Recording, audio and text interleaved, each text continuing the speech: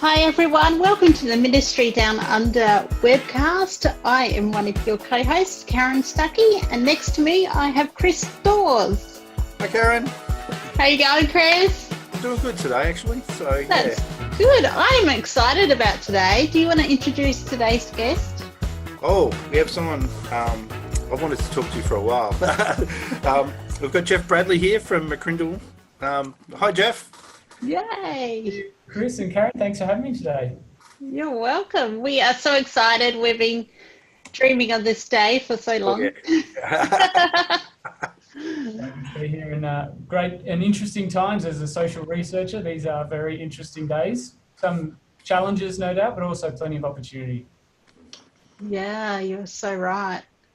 Yeah, so you're from McCrindle, and not many people would know who are watching in the I suppose who aren't Christians, but many Christians would have come across your name through social media and other media outlets. Can you tell us a bit about McCrindle Research? Yeah, we've been around for nearly 15 years and doing research, collecting and analysing data, but we love visualising it. So Mark McCrindle many years ago did a TED talk on bringing data to life, and so that's one of the real passions of our business. And about 15 people in the company, and we work really hard to, I guess, help advise organisations who really want to know the trends, but also respond to them. So we're really there to guide the journey, discover the insights, and help tell the story. And the world, and Australia particularly, is such an interesting place in times such as these.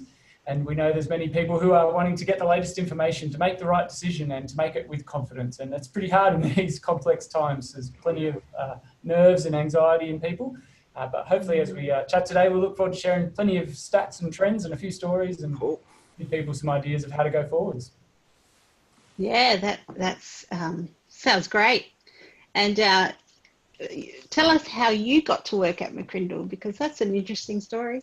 Yeah, I've been here nearly 5 years at McCrindle. So my title is Lead Solution Designer, and I started 5 years ago just as a research executive in there running projects, and got to start working with organisations like Bible Society Australia and National Schools Chaplaincy Association. So we were doing a few research projects in that sort of for Christian companies or organisations, and I'd had a background working in schools and in churches as a youth pastor, and loved working with young people, with families, loved understanding how the culture we live in actually shapes our journey, our spirituality, our faith. And to be able to then work in an organisation that was collecting those trends, I love learning, and so it was a real great opportunity I leapt at to work at McCrindle. And yeah, been here for 5 years, and we've got a great team, great culture, some great fantastic leaders. Mark McCrindle's a wonderful, honest and hard-working guy, but he is a world-class speaker. So it's been great to learn off him and really, I guess, have an opportunity to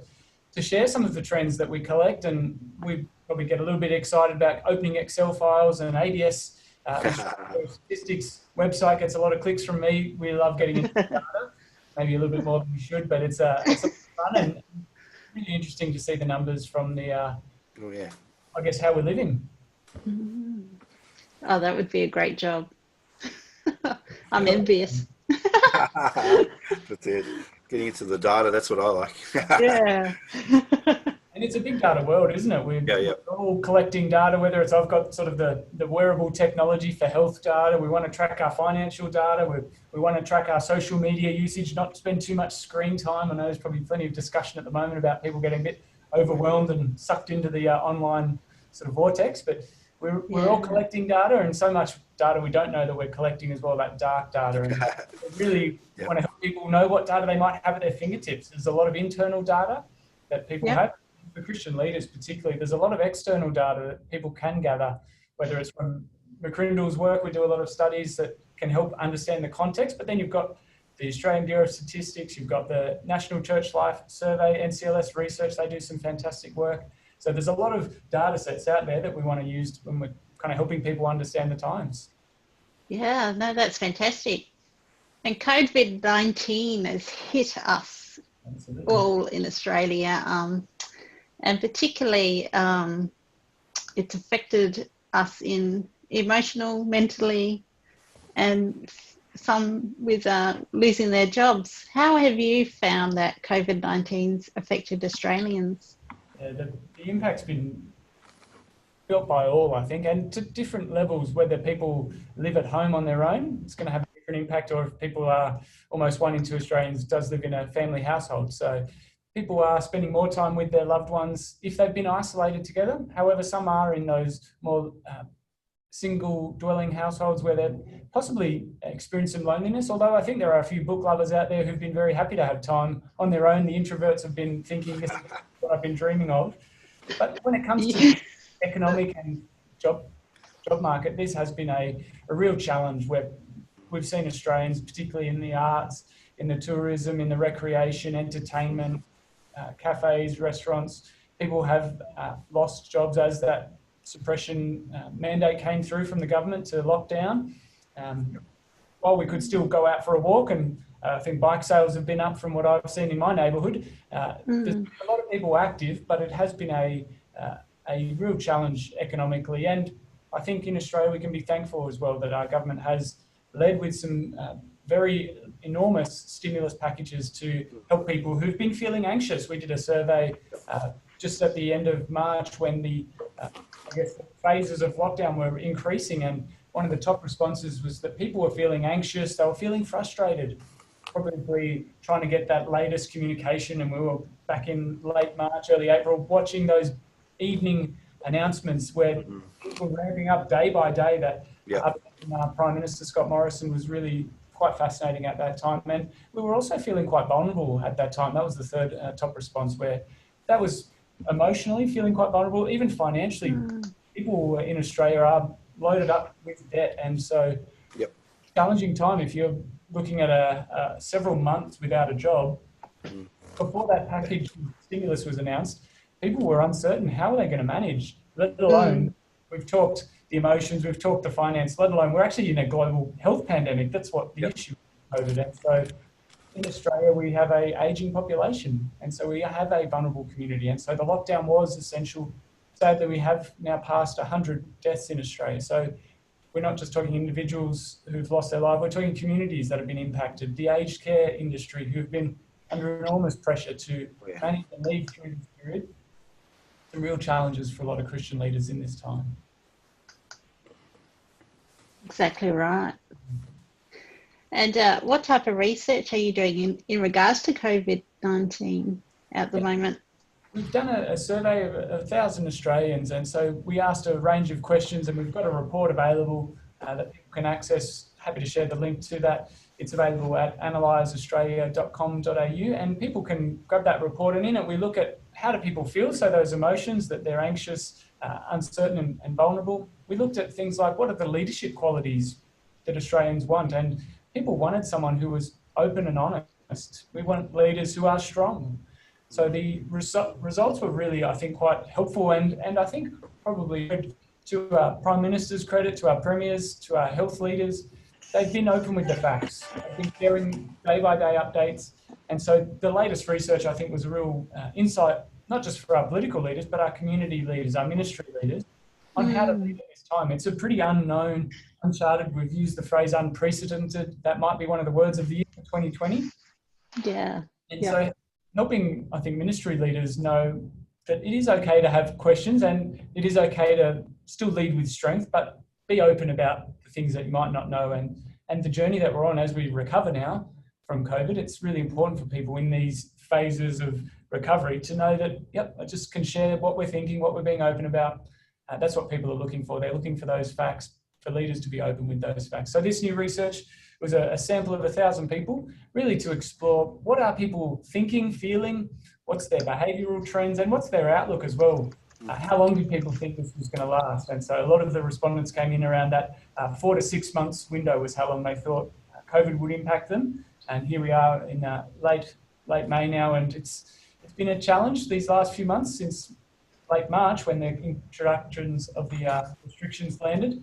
But here we are, a couple of months on. We've still got a long way to go, though, by the sounds of it. Yeah. So with a sample size of like 1,000 people, is that like a normal sample size, or is that... talk around that a little bit. Yeah, that'd be good to know. When we're doing research, one of the things that's really important is you want to make sure that you're collecting robust data, that if you were to do the survey again, you would want to make sure that responses weren't going to vary by more than 5%. So what we have is a confidence interval that really gives us an assurance that if we did that survey again with another 1,000 people, responses might only change by 5%. So a sample of 1,000 gives us enough for our Australian population of 25 million people. It's an amazing thing that such a small sample, it sounds small, but 1,000 people is a robust approach, and that's what we use, whether we're doing projects for media, for our clients. It does tailor towards a different audience, but when you're trying to understand the Australian population, that's a great insight using 1,000 people. And so we collect that using one of our online panels, and then we design the survey, put it into field, collect the results, analyze it, and spend a bit of time writing up the report and designing it so that people can get some nice, clear insights. So encourage people to check out that report online. Yeah. So how would people, like these panels, are people able to sign up for those, or how would they get in touch if they wanted to do that? Yeah, there's a couple of panels in Australia that are, there's lots of different ones people can join. So we've collected this research using a panel called SINT. And so SINT is an online panel where they have different databases people can sign up to. So it's an opt-in approach, a double opt-in where people need to register and then they can get points benefits for taking some surveys. So if people don't have too much survey fatigue, getting those weekly in their inbox and want to do a little bit more, they love collecting and helping people gather data. That's one of the things people can do. Cool. From this data, how can pastors utilise the data that you collect and use it to help their ministry and their church? Yeah, great question, Karen. I think the point of collecting information is so that people can have insight. We don't want to just create more information overload for people and stress people out. But I think by having an understanding of what are the trends that we are facing, it allows people to inform their communication strategies. So understanding some of the emotions and some of the behaviours that people are feeling and what they're doing and thinking, it allows people to shape, whether it's that weekly email out or doing a little video to people, even the messages that leaders might be sharing their weekly sermons. That could be something you can tailor in towards some of these commonly felt emotions or the type of leaders that they're looking for at the moment. We know that the message of the gospel is something that isn't changing, but how we deliver that, we want to really suit the time that we're in. And I think one of the things I've really enjoyed having studied the Bible for many years is that we talk about bringing heaven to earth. And the situations on earth, we live in a rapidly changing environment.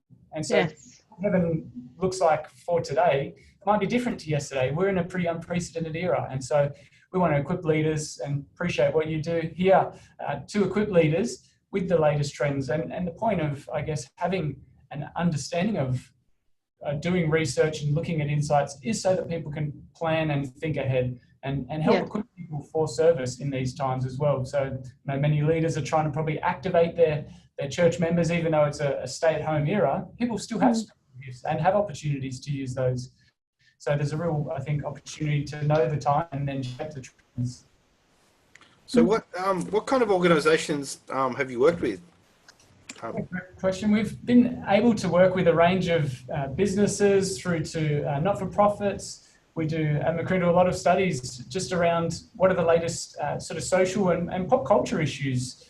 We did a study a number of years ago for an ice cream brand that wanted to understand, do people actually like staying in? And so a little while ago, Mark used the phrase that we're not just socialising, but there's a few people socialising. And it was this people not wanting to go out and engage in activities. And so there was this term at the time, FOMO, you're probably familiar with, the fear of missing out. But one of the things we did a study on was around the joy of missing out, where some people actually like staying at home. And in this era of self-isolation, I think we've seen a few of those people who are happily boasting that they're at home, maybe with their pets or family, or just with those books and podcasts, and just able to soak up the time on their own. We know there are some people who just want to enjoy that space. They don't necessarily love getting out. And those, I guess, companies we get to work with, they really range from small new startups through to some of the largest established companies here in Australia and globally as well. A lot of companies that want to do market research on the Australian community. That's one of our real passion areas, is to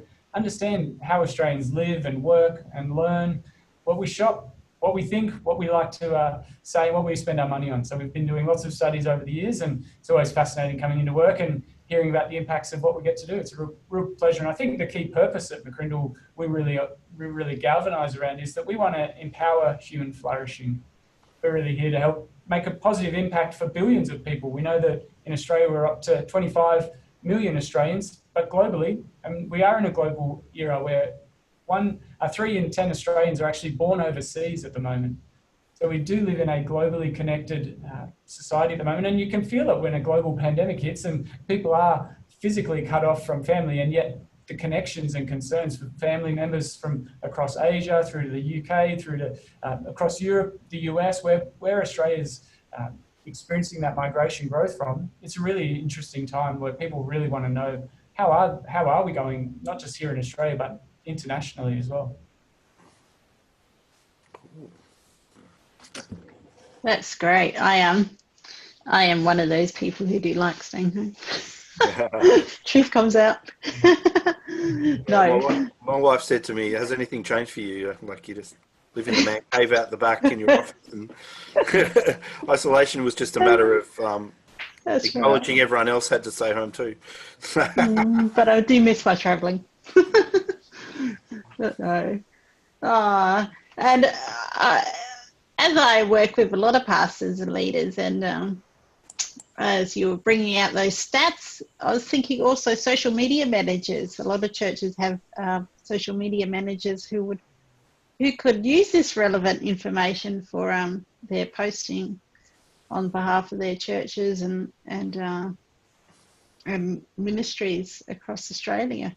So I think that would be a great tool.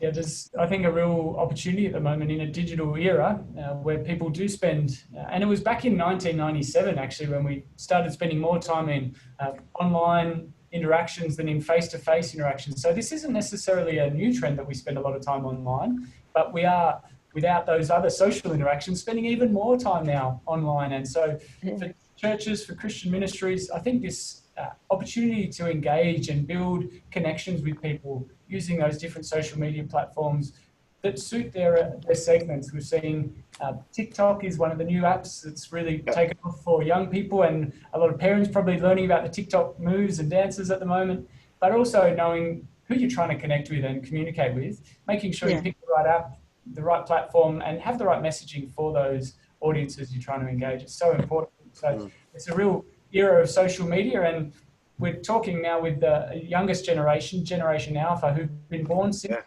2010. That was the year the iPad came out. These are a generation real digital natives. They've grown up learning to swipe, touch the glass, whereas I'm a Gen Y, and I got told, keep your fingers off the glass, Jeff. Don't leave any glass. Glass? With Gen X. No, it's quite interesting because, like, even with Generation Alpha now, like Facebook's come out with Facebook Kids with their chat, the Kids Messenger and things like that. So it's interesting to see how that'll get used. And we were talking to Dave Wakely from Hillsong Kids about that, and like, is that something you've even thought about? And he goes, no, it's too new to even know how to use that in ministry, you know. So and we've seen with home with parents doing their education for their children at home that there's been that adaptability for not just the kids, but the parents have learned it as well, learning how to use the Zoom technologies, learning how to use the online apps and platforms to do lessons, to learn at home. And I think a lot of churches are also realizing there's opportunities there where people can connect. It's a different experience. It's not the same as meeting up face-to-face for a gathering program or Sunday service or weekend ministry, but there are opportunities and possibly some advantages that have been really brought forward. And I think some of where churches have been able to innovate over these last few months has been in that creating opportunities for people to connect virtually. And we are in a global era where people know people who live all across the planet. And so maybe many pastors are actually able to say, hey, we've now got a global reach with our service instead of having one physical location. Yes. We've now probably seen that global opportunity. And I think a lot of leaders are probably weighing up the decisions now. Do we continue doing something? Yes, that's right. What's the streamlined strategic approach to doing that? We know that local churches have a local focus, but we are in a global era, and it's a digital era where 97% of our young people in Australia have a smartphone. So there is an opportunity to connect a lot of our emerging generations in this virtual era. Yeah, some of the churches I've been talking to, because especially in the technology space, people are like, we've been using church online, but we need something that we can take back to the real world once we go back to church. And it's like, because at the moment you can chat and you can ask the pastor questions and all sorts of things real time, but when you go back to church, can you do that at church? Like, can people sit in the congregation and message one of the key pastors at the front, you know, like, or something like that? People are asking these questions, going, well, how is what we're doing now that we're enjoying going to fit back into church, or are you going to turn it off and take us backwards? Or not? Some people don't see it backwards. Some people see it as a good thing to not have it as a distraction as well. That engagement in services is a really interesting thing. In an online experience, having the chat function has been, I think, a crucial thing to have some way of communicating with people. It might be a live stream or a pre-record. I know a lot of churches doing it in plenty of different ways, different platforms that people have been able to use. But when we re-emerge on this recovery road, what does an engaged service look like? Are we seeing new trends where there's live polling, live chats in our real physical buildings even, where people want to have that interactivity? And the online pastor might be a new trend that we see, where churches are saying, yep, we've got the resources, or we're prepared to invest resources. Yes. A space where people can connect online. And it's interesting seeing the attitudes in the COVID study that we did. 78% of Australians thought that when it comes to working from home, there'd be a real change in that space. So people have an appetite and anticipation that they may not have to go out for every meeting they've been going out to for work. I expect there'll be something that transitions for worship and ministries as well, where people say, hey, do we need to come together for a physical meeting? Could we do it as a virtual meeting? Is that ministry, does it need to be online? Could that training go virtual? So really, I think there'll be opportunities for people to innovate and really save time and improve that livability. And I think in Australia, we are the land of the long weekend. We do want to enjoy our time with our loved ones, our hobbies. We want to go out and enjoy the great outdoors as soon as we can once restrictions are lifting. And so now to free up time. And that, I think, speaks to the busy culture, that time poor culture that Australians really resonate with, and probably have taken a deep breath over the last few months and enjoyed a bit of stillness and solitude. It doesn't have to be a lonely experience, but it also is, I think, interesting. What will people be prepared to re-engage with as we go forward? And commitments, we do live in a bit of an era where people prefer to have engagement rather than commitment. And that's going to be a challenge, I think, for church leaders to say, how do you continue to buy that, get that buy-in for your vision, for your mission? So really outlining that strategic approach is going to be crucial, where you're understanding people's commitment levels, the ways that they want to buy in and receive communication. There'll be a few points, I think, that really can help leaders. And we know with communicating that we often use the 4 R's for communication. That firstly, it needs to be real. It needs to have a authenticity and openness to it. It needs to be responsive. It needs to be up to date with the latest news and regulations. And it also needs to be relevant. It needs to be speaking the right message to the right audience. And I think the 4th one is that it needs to be relational. Really about, I think, as social researchers in the era of self-isolation, that relational connection and advantage and benefit that the Christian community has is such a key point, and is one of those real it's one of those sore points at the moment, that people are feeling that sense of loss and grief, missing that regular, not just weekly, but multiple contact points through a week, whether it's the team they serve on, the ministry they're involved with. So to really, I think, highlight those advantages of community and the benefits of relational communication are going to be crucial to go forwards. Talking to that, in before, pre-COVID, we used to look at, especially in churches, we'd have our analytical dashboards, and they'll all be all about quantities. And right now, a lot of pastors that I'm talking to are now talking about quality. All right, how can we give quality connection? How can we quality engagement? Have you got any advice in that direction?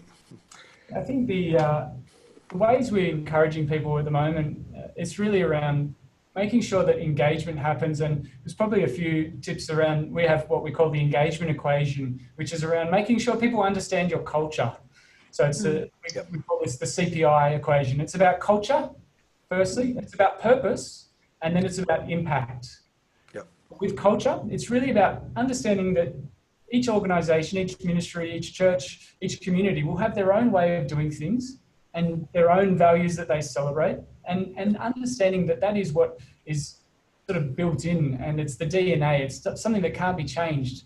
And I think we'll see organisations thrive when they are real with their culture. So understanding culture is going to be crucial to engagement. Secondly, it's about purpose. And just, I think in an era where everything has been sort of upheaved and people are still probably looking for what is actually certain in this new world of uncertainty, to reinforce what are our purposes as a Christian, as an organisation, what are those, not just short-term, but also those long-term goals that organisations are heading towards, and what's the purpose behind that? And there's a great YouTube TED Talk by Simon Sinek, Start With Why, and that's really where the purpose question, I think, helps people get motivated. Once we talk about a reason for doing something, we're reminded that there is value in doing it. And the way we do it ties back to the culture, but the reason for doing what we do day in, day out, our personal spirituality, our gathered connections, those corporate events, they all tie back to that purpose. And thirdly, the I is about having impacts. And as we celebrate those impacts, that's where we know that engagement rises. When people know they're on the winning team and that they're seeing the celebration of wins, and they can be small wins. I think that's one of the key things at the moment that many leaders are probably feeling like, my original dashboard of quantitative measures are hard to track at the moment and may not be having much progress, but to find what are those wins that you can celebrate. And that needs to tie back to the culture, needs to tie back to the purpose, and making sure that you're having those impacts that align with the organisation's values. So I think that CPI can be something that people find really useful, just to think through, how do we share our culture in this experience, in this moment? How do we outline and re-articulate, recast that vision and that purpose, as well as celebrate, and how do you promote those champions? I know that the Christian faith is often full of hidden heroes, people who might be having goals being achieved, and we just need to celebrate those people. Yep. Good points. I love them. I'm scribbling down notes while you're talking.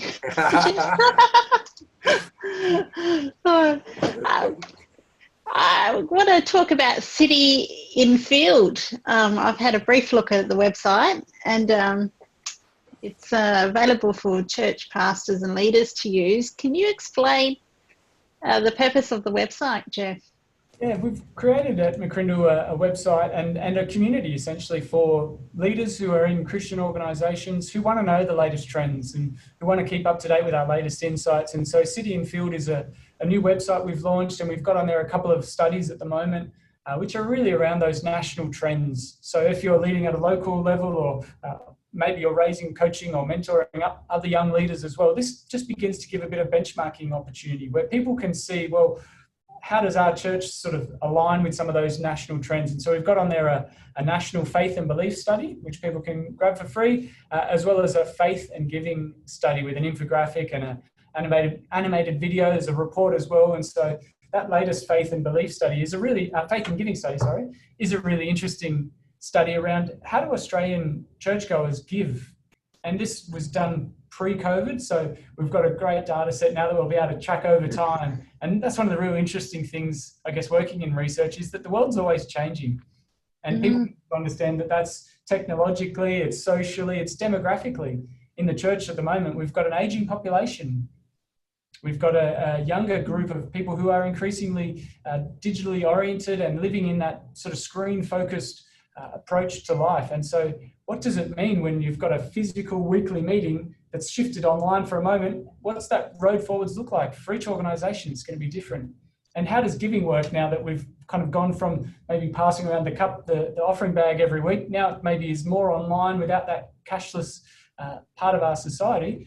There's a lot of trends that are going to be really different over time. But one of the interesting things I think that we found in that latest study for faith and giving was that churchgoers worry about finances because the future is uncertain. That was the top response in a pre-COVID world. And so tying into uncertainty and being able to, I think, align those offering messages, helping equip people for uncertain times is one of those things as biblical, godly leaders, people have an opportunity to teach into what does the scripture say about how to actually manage your finance well for an unknown future. And here we are right in the middle of a global health pandemic with economic impacts. These resources, I think, can really help guide people as they jump in and grab those latest insights. Yeah, that is a great message, because a lot of pastors have been, it's a interesting time for them with the giving side and knowing how to tackle that.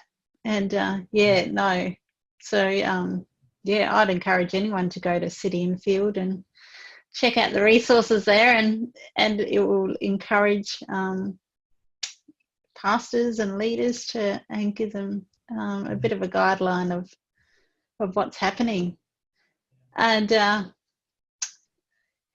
anyone can sign up with that. That's right, isn't it, Geoff? With City and Field, it's not. Yep. No, that's great. Hey, so with the resources there, Geoff, how often and what sort of resources are we likely to see there, like in the next 3 to 6 months, so to say?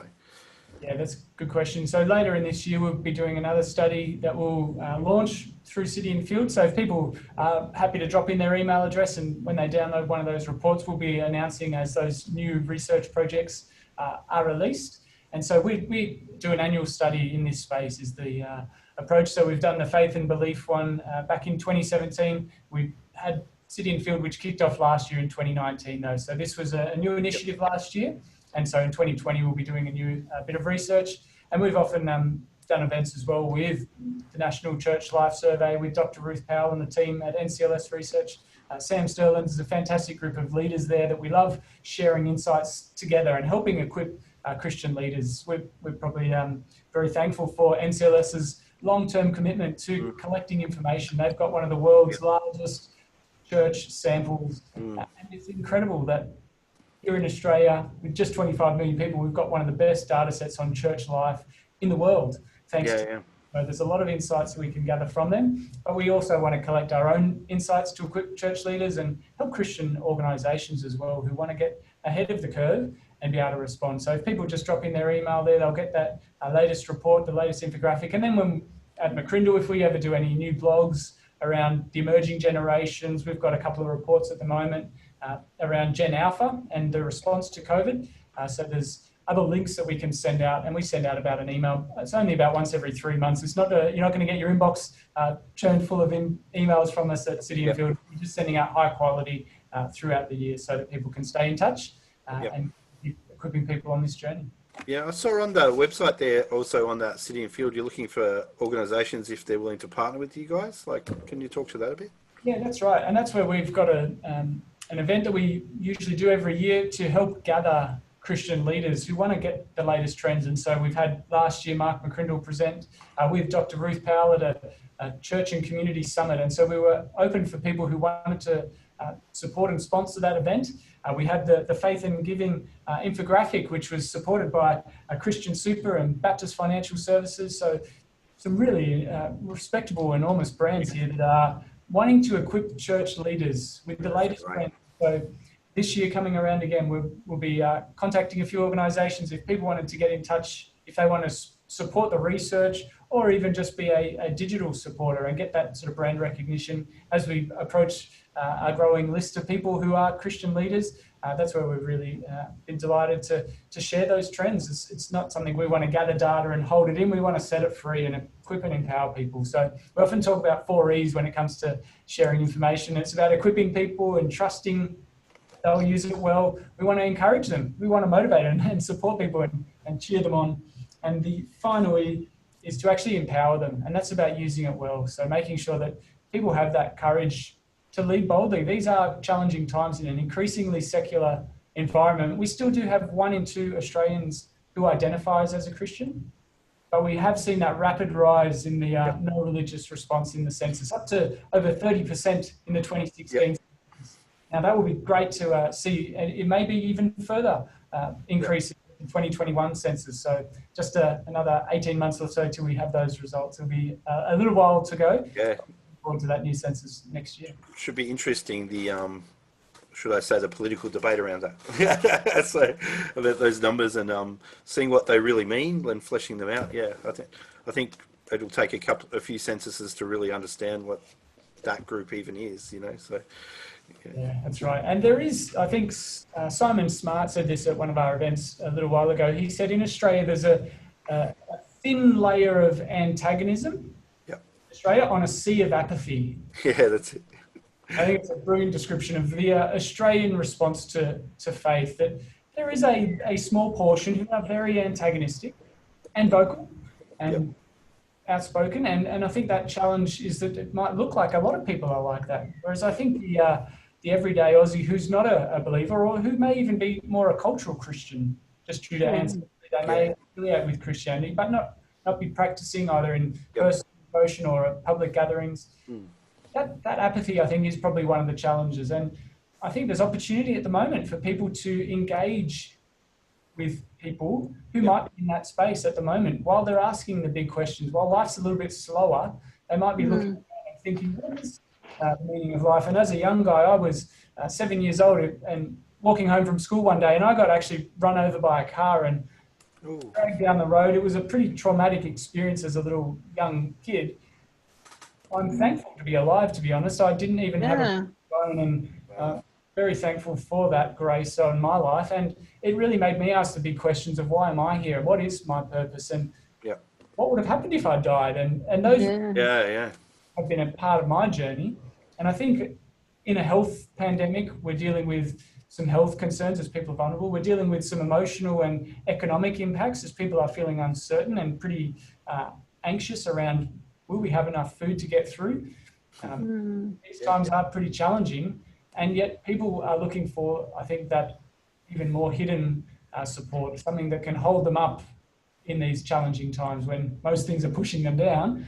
What is it that keeps people getting out of bed? And that emotional and resilience, I think, is something that Christianity has a lot to offer. The hope that we have. Yes. That's it. Yeah, it's quite interesting. There's I mean, you've got the two sides. Like one of the things I was hearing, there was groups of people getting on gaming platforms and just talking about God amongst gaming, which is very rare. It's usually, that demographic's usually pushed towards the atheist, anti-religion type group. But some groups have been very successful in just playing games and just chatting about life, and then introducing God concepts into those conversations as well.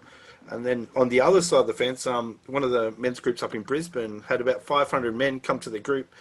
80% of them didn't go to church. They just go and do a fishing group, and they talk about God in the fishing group, but they don't go to church services per se. So you've got, I guess there's opportunities all around church to do some unique things as well. Yeah, connecting them through their interests, through an interest, is a great tool to use for evangelism and outreaching. And I think being able to understand the connection points, while we can't physically meet, people still do have those social interests, those hobbies that they're practicing. And it might be chatting with a neighbour, or chatting in an online group, or the family members who align around those similar hobbies. It's about finding those connection points. And I think we've used a little framework in helping guide people who want to be effective in engaging their communities. And one of the first steps is to actually look into your community and see who it is that's around you, and what are those age groups, those demographics, those cultural groups. We mentioned earlier that 3 in 10 Australians were born overseas. But which countries were those people born from? Yeah, that's right. Yeah. Area? It might be different in one suburb to the next. And so looking into your area will help you see who's there. Then we talk about listening is the second L. I've got 5 L's here, so I'll just share these quickly. The second L is to listen to your community. And I think often we want to start an outreach approach by saying something. I think often we can take some time before sharing something just to hear what people are up to. What are they thinking? What are their fears and concerns? We know at the moment there's a lot of different anxieties around health and finance, but what else is on people's hearts? So listening well, and that could be doing surveys, or it could just be chatting one-on-one. It could be with over the fence conversation with the neighbour, or it could be having a chat in an online experience where it's a gaming platform, or learn how to make sourdough. As well. I probably imagine there's a few of those workshops happening online as well. So as people look and then listen, it's about learning about your community is the third L. So taking some time to maybe do a bit of looking and seeing it. Has the local council put out anything about your local area? There might be some reports around your geographic area in your little part of the world. There might already be some high quality work that's done that you can draw on. And there might be future population projections, for example, that say, hey, we're going to see a boom in a younger or older population, or more in the family space, the housing type. Australia at the moment's got 10 million households. But over the next 3 decades, Australia is going to grow from 25 million, heading up to almost 50 million. So we're heading, by 2048, we'll be at 40 million people, and we're growing at the moment by almost the size of the population of Canberra every year. So as our population grows, what will that new cultural and household type be? It's going to be fascinating, and every area will be different. So encourage people to learn about that area. Bordertown might be a suburb by then, Karen. A suburb of what? Melbourne or Adelaide? Who's going to get here first? Yeah, old Melbourne. Yeah. I think people are historically moving in those urbanisation trends to live in our cities, and yet with this new work from home era, I think there'll be an opportunity for regional activation where people can do their job from a different area. They don't need to be in the hustle and bustle of a big city that's expensive, that's congested. There might be some lifestyle benefits in a city, but I know there's a lot of beautiful amenity and lifestyle in our regional and cultural areas as well. So something I think that we'll see an interesting rebalance in that space over the coming months and years. It's interesting you said look, because I was at Spotlight the other day just picking up a frame, and the place was packed. Like, I've never seen it so busy ever. Like, and I'm thinking everyone's just inside and they're looking at their house and they're looking around and they're going, oh, we've got to do that, got to do that. And everyone's gone down to Spotlight. It's just, and I'm sitting there going, this is an opportunity too, potentially in a couple of months when everyone hasn't finished their projects, for the church to maybe say, hey, let's do a craft day or let's do a renovation day and get involved with people, I guess. Yeah, helping people, I think, access those hobbies, as well as, like you say, what are those projects that people are really passionate to do at the moment, whether it's the updating the house or decluttering at the moment has been one of those interesting. Yeah, that's it. I've heard a few people, and mostly guys, interestingly, who've said, oh, I've been in the shed and tidied it up. So yeah. I have to say I've done that as well. It's one of those things of, as we've got a bit of extra time, how do we use it? What actually matters, and are the possessions that we have bringing us the value that we think when we purchase them? Then we can be a bit consumed in our Australian Western culture with possessions and a status and appearance, and yet what actually brings significance and meaning? Often those relational connections, those passions, those hobbies that you talk about, it's the creating. It's about working, and whether it's paid work or not, but doing things well with meaning is so important in this Australian, era where we've got an opportunity as a nation to be a leader in a global era, as a country that's handled COVID so far very well. How do we now build our economy? How do we build our communities? How do we create those safe and prosperous places for people to live and to work? How do we create those communities where people are safe and yet have a chance to connect and get those social benefits? Yep. Every local church leader, I think, at the moment has an opportunity to help foster that community, not only for their members, but more broadly in the community, whether that's the young mums looking to reconnect and find a suitable, safe place, whether it's for some of the older population who are maybe still feeling a bit vulnerable, but want to begin to find that appropriate gathering place. Yep. Church leaders have a lot to offer in this time. Yeah. So did we get to the end of the L's? We got to 3. So they're the first 3, which are about understanding your community. So it was look, listen and learn. Yep. I appreciate you. Remember, we were halfway through it with the good I got distracted. I thought there'd be some people out there that are like, there's 2 more. Thanks, so you don't need to comment below. We'll get to them. We've talked about the first 3, which is about understanding the community you might be living in. And what we know that understanding is one thing, but to engage a community effectively, you can't just sit and read reports or just listen to people. We need to have an opportunity to connect and engage effectively. And so the 4th L is about learning to love your community. And this is really about understanding through those first 3 moments of the journey, well, what are those needs or hurts or dreams where you can come along and support your community? What are those aspirations that are on people's hearts, or what are the issues that are blocking people from having a healthy, flourishing community in their local area? I think as people think and begin to do some of the hard work around building community, it does take love. This isn't an easy approach. We're outlining today. Love is a sacrificial journey to put someone else's life ahead of your own. But to love people is I think, the 4th step. But the point is, we actually want to lead people to seeing that heavenly experience where people have a taste of something far greater than what they ever thought was possible. And so the 5th one is about leading people. And that's not just leading a person, but I think as as a Christian myself, being a leader in our city is something that we've been called to be the light on a hill. We've got an opportunity to cast a vision of what our city could look like. And so to lead at this time is about having vision. It is about having a plan and a safe and strategic pathway forwards. I think as leaders, there's so many questions. It's great to chat and ask those appropriately, but we do also need to make decisions. We do need to be bold and take, I think, a response to a challenge. And one of my favourite quotes around problems is that a problem is just an opportunity in disguise. Yes. It's dressed up and looks different to what you probably expect the opportunity to look like. But often when an opportunity walks in the door and says it's an opportunity, probably too good to be true. So and the other thing I was always taught is like luck is when preparation meets that opportunity.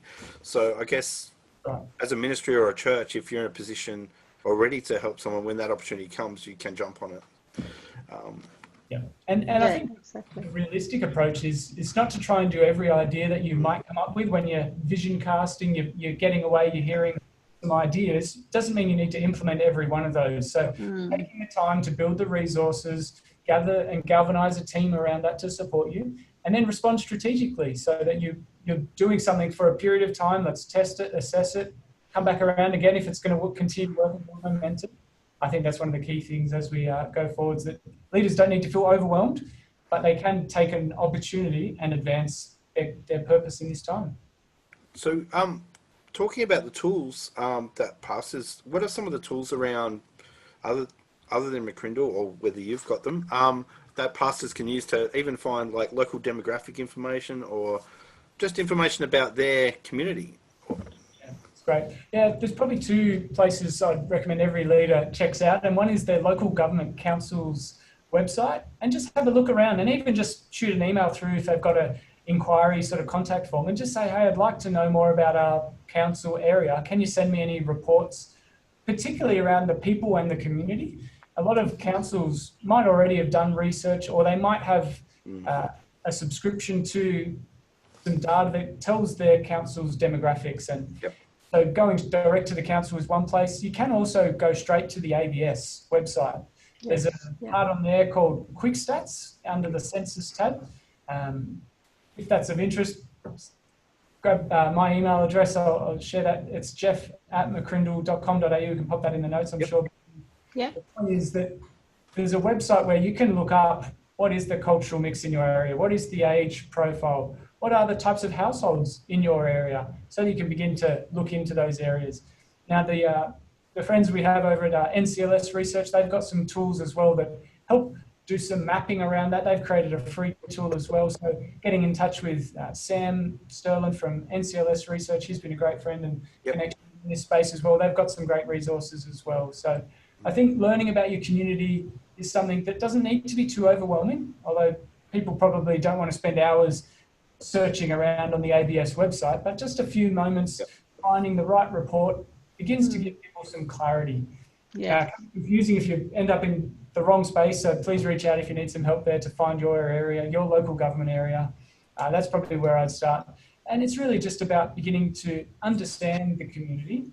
And then I think it's probably encouraging people to chat with their peers, chat with people like yourselves who are leading with the data, not just using a hunch, using an intuition. One of the voices at the table needs to be data. And so making sure that people rely on a community of leaders. So making sure they chat with people as they get that vision and begin to build it out. They need to process that with people and chat, have those collaboration discussions. So getting a coffee when we can, whether it's a virtual coffee at the moment, but having those meetups to talk about their city, their area, so that people can brainstorm and process those ideas that are so important. That sounds like a great idea. No, that's good. Great information, especially when wanting to do things within the community and when everything gets back to where we can meet again and do outreaches and even something that we can relate to those migrants or people who've come from other countries into our district, and something that we can run as a program in a church that we can meet them at their interest level. Yeah. And No, that's good. that's a great opportunity to do something that's personalised to each area. I know that there's a lot of fantastic programs out there that work sort of at any location. And I would encourage people to take one of those programs, but just adapt it to their local cultural group or the age group that they've got sort of some strengths in their area. Might be strengths in their team. Maybe they've got a really good digital capacity in their church, or maybe they've kind of got the resource, the volunteers, the people, but need some guidance in just getting that program up and running in a new space. So keep reaching out. You've got some great people here, Karen and Chris, who are doing some great work in supporting. So you're not alone is probably my encouragement today. That always reach out. There's some great people who are going to help people on this journey. Cool. Exactly. Well, thank you, Geoff, for your time today. And I could sit here and listen to more information. And I know your job would be never ending, because there's always something to research, and you've got so much that we can glean from. So thank you so much to you and to the McCrindle team for all that you do for us and for everyone in Australia.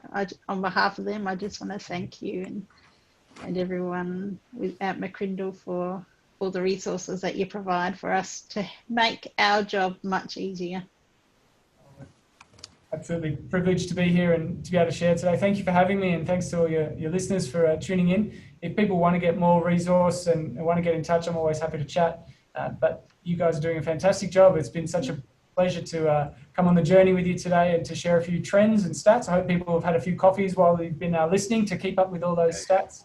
It's plenty of information, but I hope it gives people some insight so they can make some decisions, as we are in a pretty uncertain period right now. And people are looking to go, what is the right approach? What are the right steps going forwards? And how do I bring my team, our church, our members with us? Yep. It's a chance, I think, to really cast vision as we re-emerge from this period, and just come back to that CPI, that we need to explore and engage people with our culture, with our purpose, and celebrate the impacts. And there's been plenty of great impacts over these last few months, but I think our best days are ahead of us. I'm a bit of an optimist when it comes to the future, and look forward to seeing how people integrate these trends and make some strategic choices going forwards. Exactly. Thank you so much. And we'll share all your resource links and websites in the comments or in the post description. Yep. But thank you so much. It's a pleasure to be here. Thanks so much. Lovely to be here. All right, bye for now. See you, everyone.